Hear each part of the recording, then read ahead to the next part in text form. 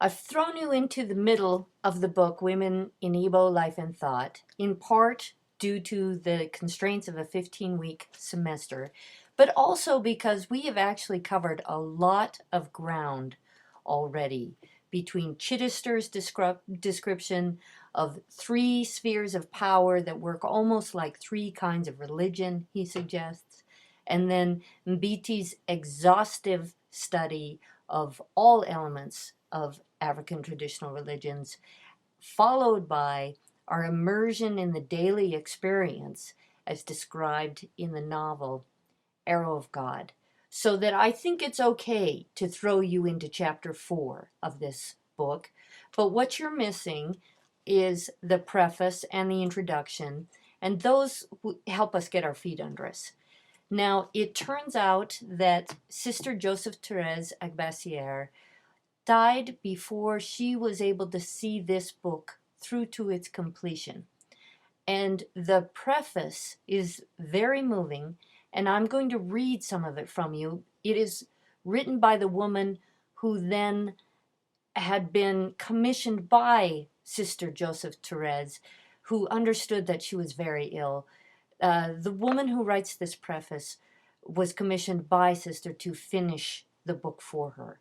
And so this is conveyed with a lot of knowledge, understanding, and love. So let's begin here with who is Sister Joseph Therese Agbasiere. And we begin actually with her name. And the final name she was given was by her brother at her memorial service. So I'll begin from the book. Her full name, as given by her brother at the memorial, Chief Dara Frank Uka Agbasiere, in his final tribute to her, her name should be Reverend Sister Dr. Mary Joseph Therese Ifo Masinichukwu Agbasiere. Quite a name. She was born on 9 April 1929, being the first child of the late Igwe Gregory Nwadwiaku and Lola Anna Agbasiere, a notable Uli family. And we know that status matters, right? So she's come from a distinguished family. Untypical of that time and place, they set their daughter on a road which finally led to her to Oxford University. Schooling began in the only mixed school then at Iala, a 10-kilometer walk from Uli. Later, she went to the girls' primary school in Iala. It was the first of its kind to be established in the Igbo hinterland in the 1930s by a missionary order of nuns popularly known as the Holy Rosary Sisters, as you see in the webpage in the back here. It's a good webpage to have a look at. And then she ended up dying then. She was working at Oxford, and as her death was imminent, went to join Holy Rosary Sisters in Dublin, Ireland. And so there's a bit of a worldly presence of nuns and of our author.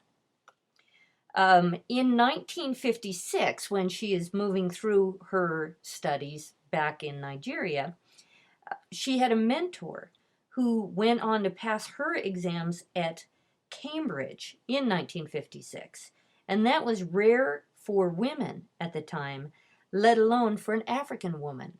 So we know that as a young, aspiring student, she was exposed to African women who were driven to academic excellence and success in attaining those degrees. Oxford and Cambridge, the two premier universities of the UK.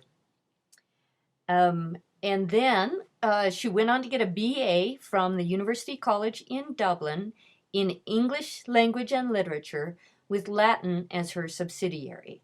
So, any of you heading on after reading Achebe to get a degree in African Language and Literature with Igbo as a subsidiary? Just think what it means to be the human who has traveled across that many worlds of knowledge. Um, let's see. She came to Oxford in 1979 to pursue her studies for her doctorate. At the Institute of Social Anthropology, she came under the influence of Edwin Ardner, already a scholar of Igbo culture, and with Wendy James, another Africanist, and others.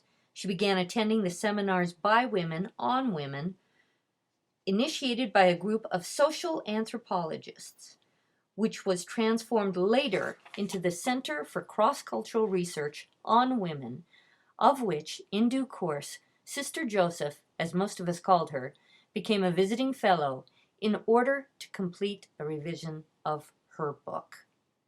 And then we're going to move on. That all is very interesting. But to this description of what she accomplishes here.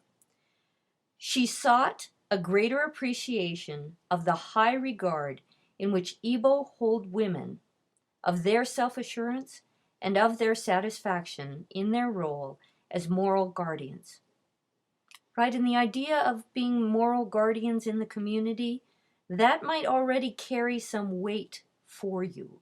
Right? We know Izulu understood his role as a moral guardian.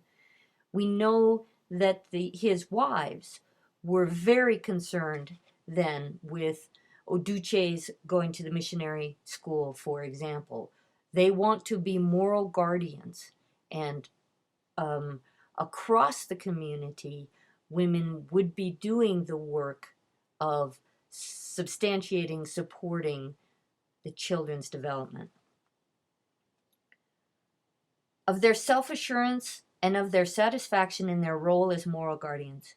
She anticipates that some Igbo women and others may well feel that she has glossed over too easily the hardships suffered by some wives and widows. But her honesty is apparent, and she does not ignore these entirely. And she is surely right in emphasizing women's countervailing strength derived from also being lineage daughters. And that's a big part. You're going to start seeing this, that she's going to emphasize how does this sphere of women's alliance and allegiance as lineage daughters provide for them empowerment. No doubt her appreciation of this role was heightened by the fact that, as a nun, she herself was not a traditional Igbo wife, but was accorded her own dignity within her own kin-based community as a daughter and a sister, right? So she never moved into that wife status, and yet, particularly in recognition of her educational accomplishments, was regarded highly. She went on to say that she was treated like a princess when she would go home, regarded highly for her location in the community.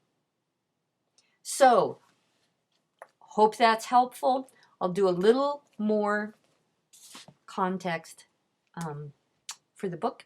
Thank you.